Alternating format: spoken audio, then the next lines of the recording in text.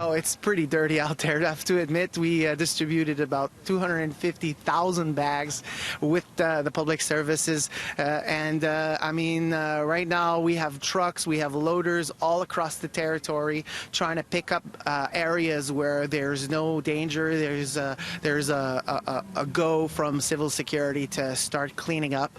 As water levels recede, the massive task of cleaning up flood zones has now begun. In Pierrefonds, volunteers are coming out to help residents begin what could be a weeks-long process.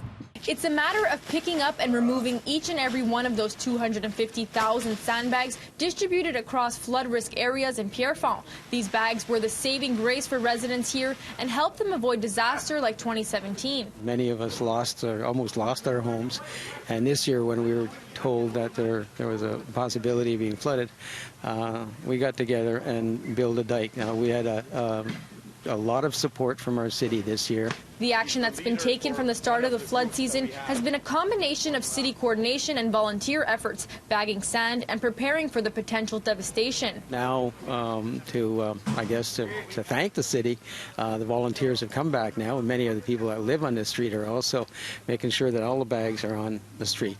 The city says they're grateful the community has banded together during this difficult time. I think we sort of created a community of civic engagement when it comes to floods and natural disasters. But this isn't something some volunteers want to keep doing, hoping authorities can come up with a plan to prevent damage from these floods. Now that Montreal and Pierrefonds, Roxborough and Quebec and Canada, for that, all multi-levels of governments get together and find some long-term solutions and some permanent solutions.